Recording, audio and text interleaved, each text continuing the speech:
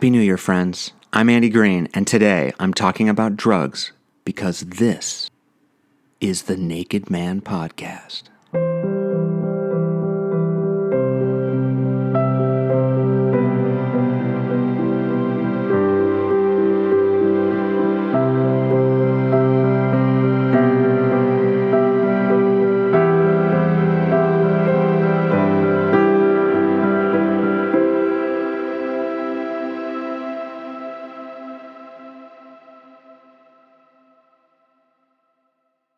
A couple days ago, my partner and I were listening to KCRW's Life Examined, an incredible show that is linked in this episode description.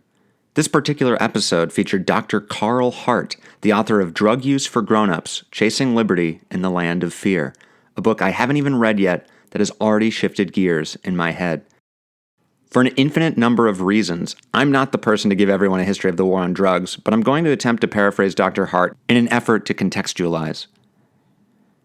Dr. Hart traces the war on drugs not to Richard Nixon in 1971, but all the way back to 1909's Harrison Act, proposed legislation to regulate and tax cocaine and opiates. It didn't pass in 1909, but it did in 1914. This made these drugs available only to the middle-class white population. They weren't available to the lower class and minorities. Couple that with insane propaganda, like that cocaine made black men more murderous and better marksmen, and the war on drugs only increased in size, scope, judgment, and hypocrisy from there. Put simply, the war on drugs is a racist agenda featuring two-faced politics and a complete lack of honesty. While stories are made up that black people on cocaine are impervious to .35 caliber bullets, middle and upper-class white people continued to use, experiment, and love drugs with much, much less judgment and punishment attached to it. Marijuana is only now becoming legal and accepted because state governments have figured out how to make it profitable. Because of all of this, Dr. Hart called for our honesty. He said, and I quote, "This dishonesty is killing people." Hart called for us to come out of the closet when it comes to our drug use. The only way to remove the stigma against drugs, to neuter this particular political battleground and arena of fear, and make drug use safer for all people, is to be open. So I wanted to answer Dr. Hart's call to kick off 2022. I am a drug user.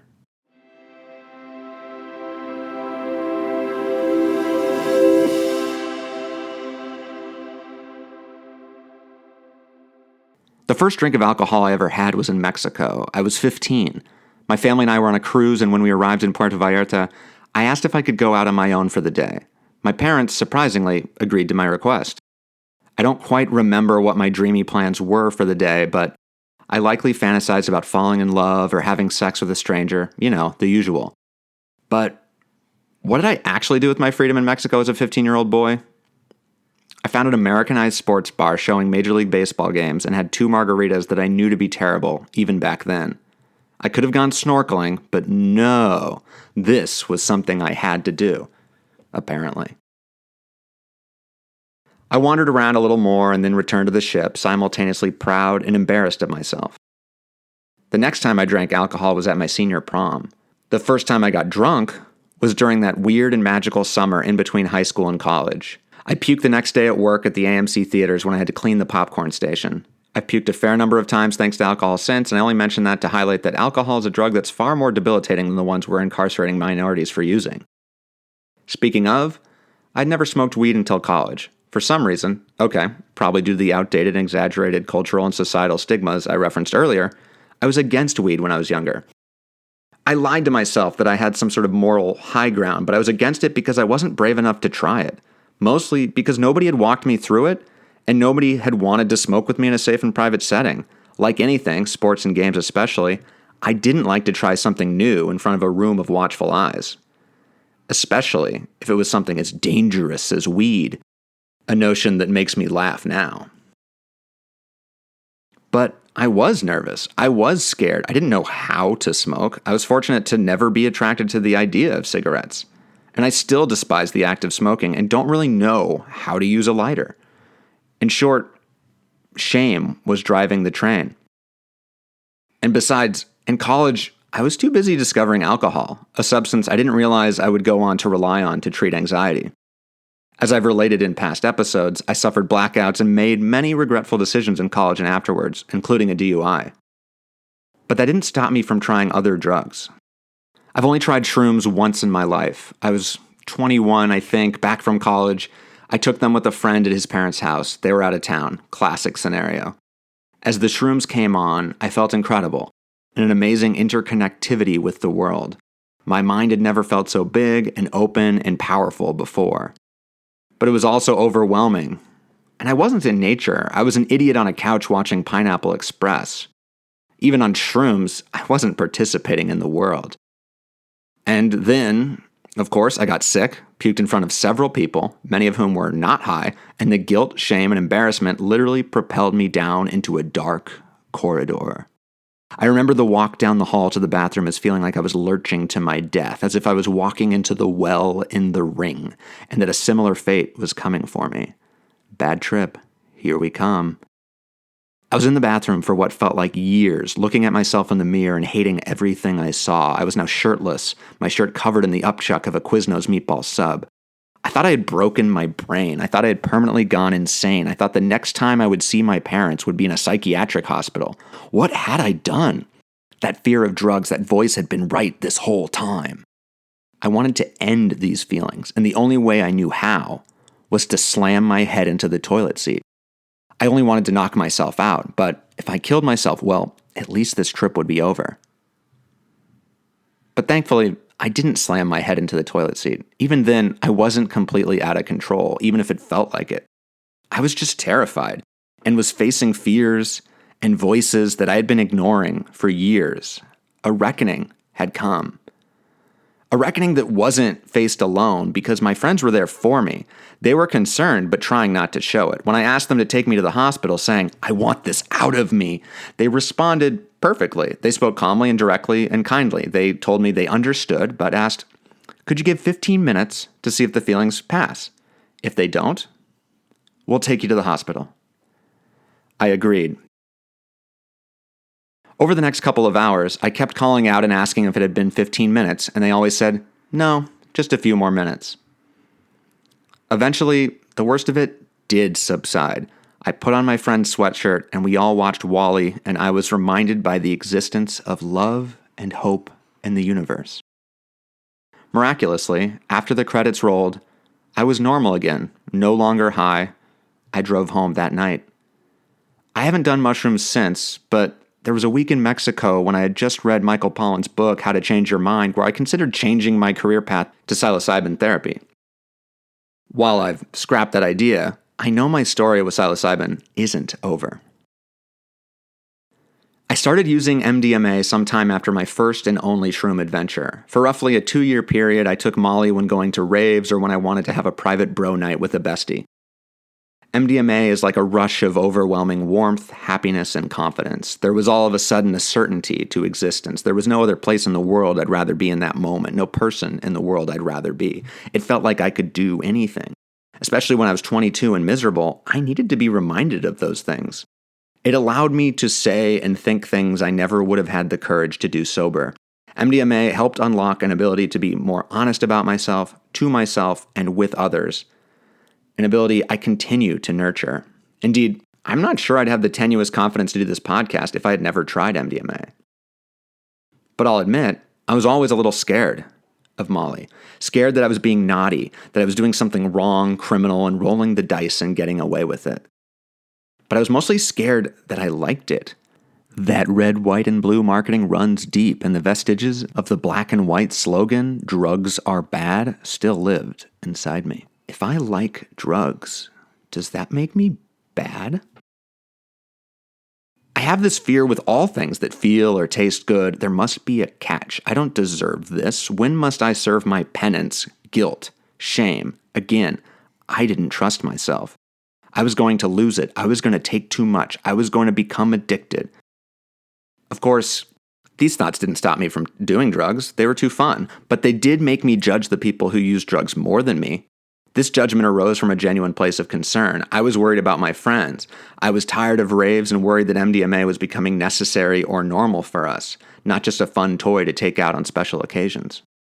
That's, of course, how I felt about MDMA. That was my fear I was putting on other people, which sounds familiar. What I've never liked about MDMA is the hangover. It didn't matter how much I hydrated or what kind of vitamin supplements I took. I always felt like death the next day, and there's a reason for it. Molly takes a toll on your body, or at least it does mine. I always have trouble sleeping the night of, and because of the enormous amounts of water I need to drink while high, I have to pee 24 times throughout the night whenever I'm finally able to fall asleep.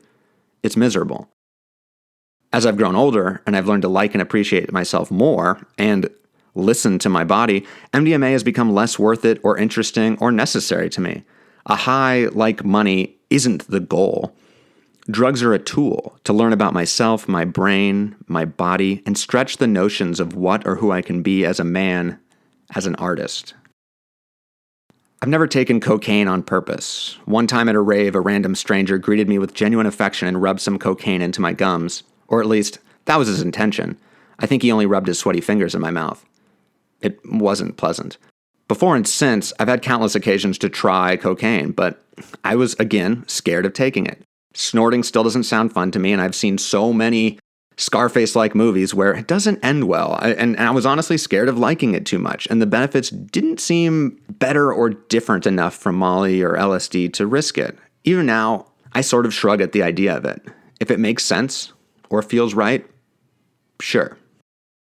I've taken acid on several occasions, almost every single time at a national park or forest among friends.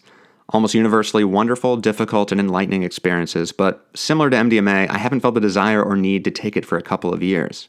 And if I had to guess why, it'd be two things: therapy and weed. Maybe those are the same thing.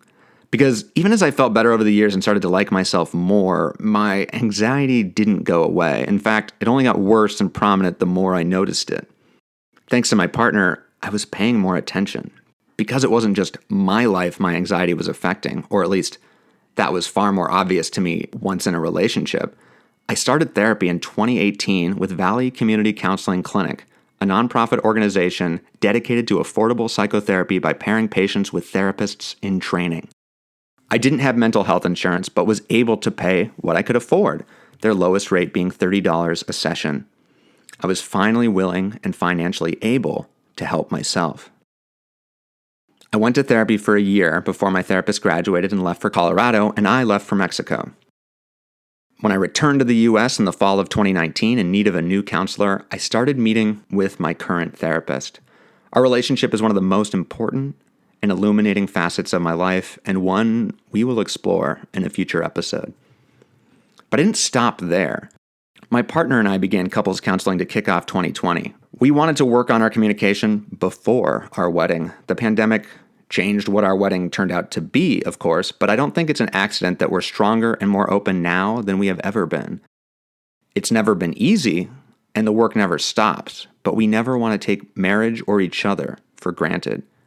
That's what couples counseling means to me.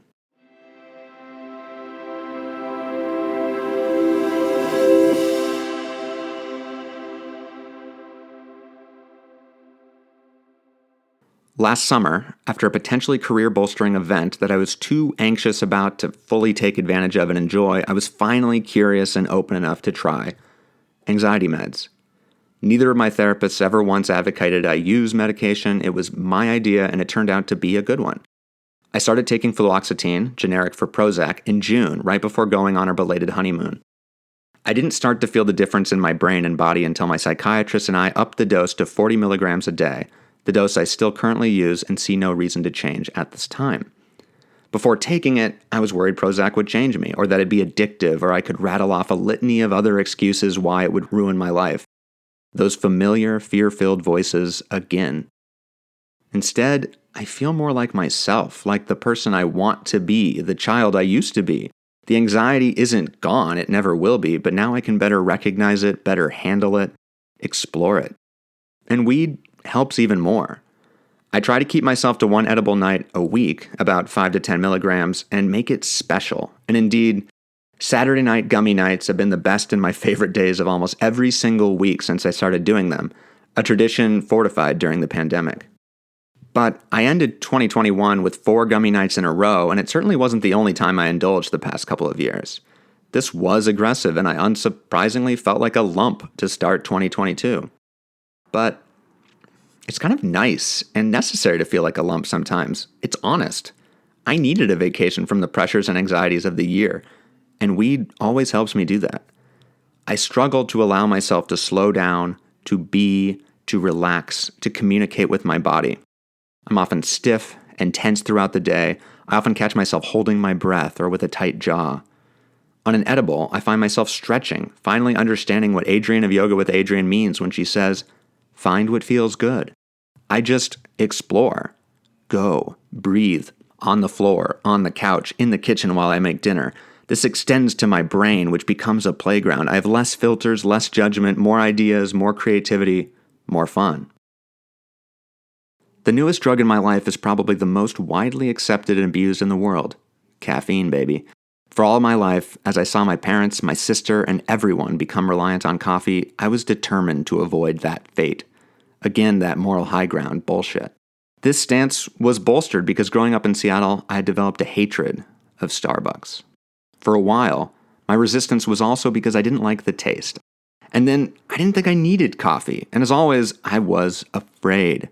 I thought I'd become addicted to it, and that was a slippery slope to 5-hour energy drinks or worse. Well, I love coffee now and have still never tried a 5-hour energy. Coffee has become a meditative ritual, another process to slow down and taste life, even whilst my brain speeds up. It's become another arena to play, to explore, to be curious, and for me, that's the key. I don't go to a coffee store to get a fix. I go to see what beans they have on pour-over or espresso, and I almost always find an Andy-like foil across the counter from me, a barista excited to talk to someone who cares about what they're making. And sure, I'm obviously now experiencing the effects of caffeine for the first time. I might even be addicted. But so what? I don't think it's an accident that the first year of drinking coffee, I published 25 episodes of 2 different podcasts and 44 episodes of a talk show on YouTube. So yeah, I think caffeine helps me. Now, let's take a moment to recognize that this entire narrative is laced with my white privilege. I had the freedom and access to these drugs. I was able to explore and experiment in a safe environment to figure out what works and doesn't work for me. So many others do not. This is what Hart is pointing out.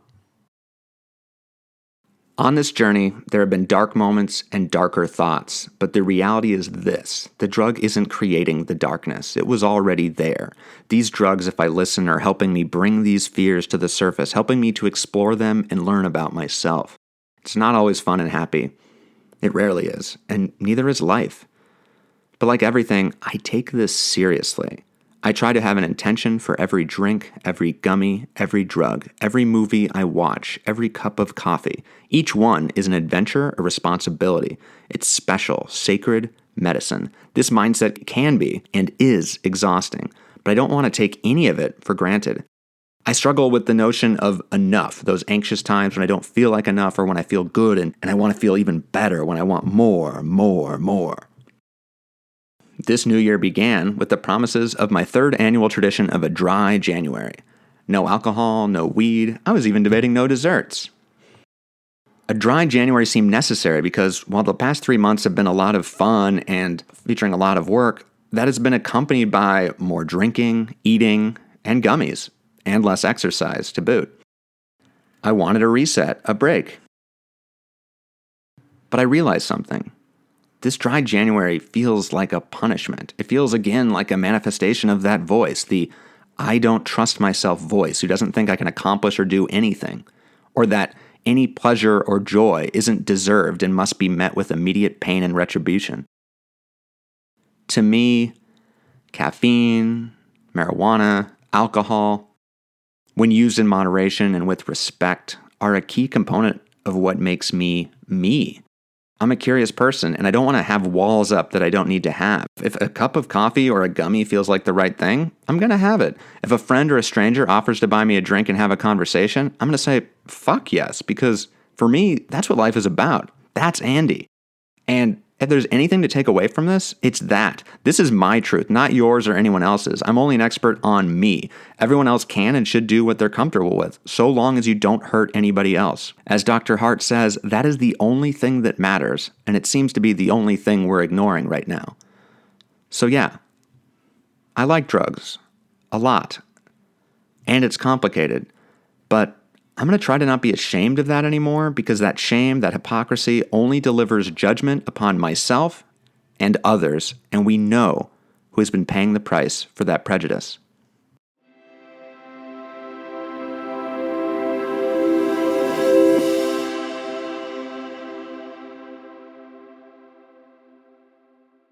Thank you all for listening.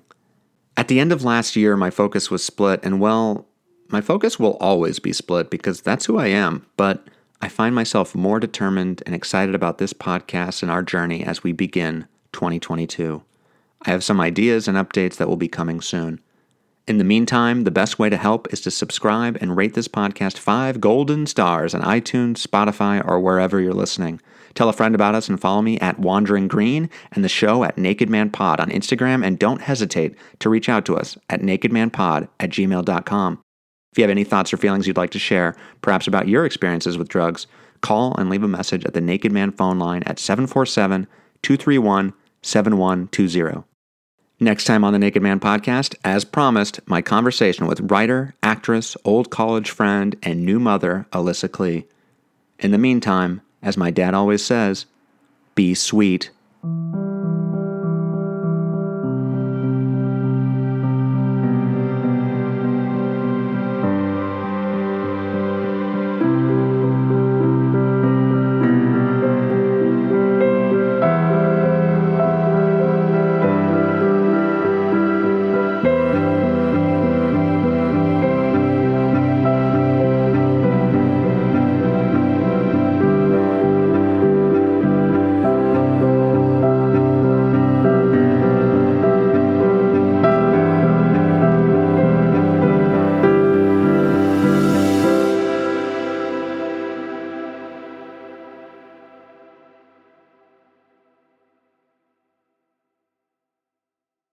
This episode of the Naked Man podcast was conceived by Andy Green. The Naked Man is a podcast hosted, created, and produced by me, Andy Green. All music was composed by Robert Panico, and all graphics were created by Christopher Miles.